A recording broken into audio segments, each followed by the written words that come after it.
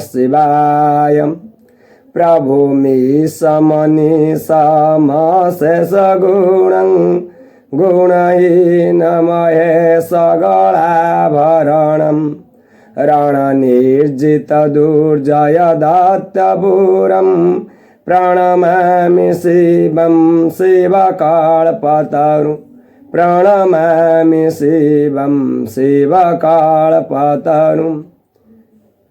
मोर प्रिय शिव भक्त माने मोर वैदिक पूजा चैनल को आपण मान को स्वागत। निश्चिंत वीडियो टी शेष पर्यंत देखंतु। मु आज स्वयं सदाशिवंकर बड़ ओषा कथा कहबी। एही ओषा कले कौन फल मिलता है?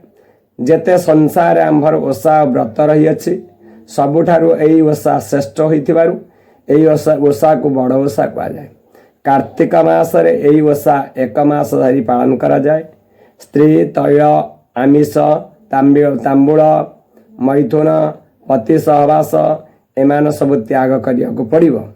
ब्रह्म मुहूर्त व प्रभात समय रे स्नान शौच करिवे। सदाशिवंकर प्रतिदिन दर्शन व स्तुति पाठ करिवे। हविष्यान्न भोजन करिवे। जे एक मास मध्य व्रत करने को असमर्थ थाए से मध्य शुक्ल चतुर्दशी दिन एक दिन मध्य ओषा करि परिबो। प्रभु सदाशिव को क्षीर फूल बेलपत्र इत्यादि दे पूजा करिवे। उपवास रहिबे। प्रभुंकर आद्य भोग गजमंडा खीरी भोग लगाइबे। उजागर रही दीप स्थापन करी शिवंकर रुद्राभिषेक पाठ और श्रवण करिवे। एही व्रत द्वारा अनेक किछि फल लाभ होता है। ता मु जते कहले मध्य ता सरीब नाही। मु गोटे एही शिव पूजार दृष्टांत आपण मान को कहूछि। ता श्रवण कले मध्य आपण को एही बड़ ओषार फल निश्चित भाव में लाभ हेब। एक व्याध बण रे बुली सबुदिन शिकार करिथाए। केते गर्भिणी पशु शिशु पक्षी इत्यादि मारी थाए। दिनकर घटना से व्याध दिन सारा बुली बुली किछि शिकार पाइला नहीं। मन दुख करी घर को फेरुथाए। संध्या समय एही समय गोटे बाघ व्याध को खाइया पई कुदा मारी आसिला। प्राण बंचाइवा पई व्याध जीवन विकल रे एक बिल्व वृक्ष को चढ़ीगला। बाघ गर्जन करी से गछ मूल राति सारा रड्डी दे व्याध को जगी रहिला। ए जोर झड़ वर्षा मध्य हैला। दिन सारा व्याध किछि खाई नहीं। जीवन भय बाघ को गोड़ेया पाई कौन कला ना बेल गुड़ को और बेल पत्र को छिंडे की बाघ ऊपर को पकाउ थाए। हे हे कहू थाए। एठारे गोटे आश्चर्य घटना घटिला। कौन घटिला?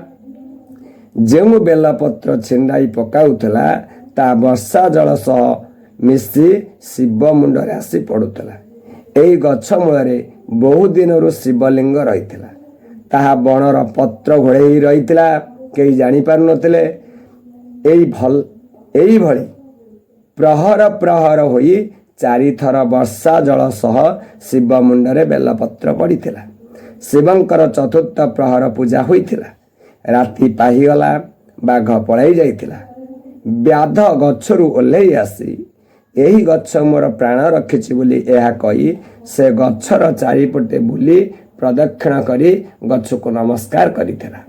एहा द्वारा शिवंकर प्रदक्षिण मध्य हो जाइथिला। व्याध घर को जीवाकु लागिला।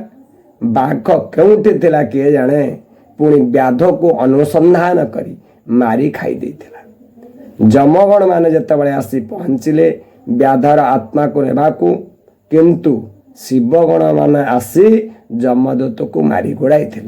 जमदूत मान कही ये हूँ महापापी केते जीवजंतु जीवन में मारिछि तार किछि कलना नहीं। तमे कहीं आम उपर कोप करुअछ। शिवदूत कही काली से शिवंकर बड़ ओषा व्रत करिछि। दिन राति किछि खाई नहीं। वर्षा जल रे स्नान करिछि। राति सारा उजागर रहिछि। बिल्वपत्र जल शिवं को प्रहर प्रहर चारि थर पूजा करिछि। तेणु शिव पूजा फल मध्य करि पाई जाइछि। शिवंकर चारिपटे घूरी से प्रदक्षिण करिछि। तेणु यार देहरे किछि पाप नाही। तापरे शिवगण माने वाद्य बजाई रथरे बसाई कैलासपुर को नैथिले। व्याध दिव्य पुरुष रूप धरिथिला। ताकु से एवं कैलास को गमन करिथिला। एही भली अनेक दृष्टांत मध्य अछि। ମୁଁ ଆଗକୁ ଆହୁରି ଆପଣମାନଙ୍କୁ ଶିବଙ୍କ ବିଷୟ କହିବି।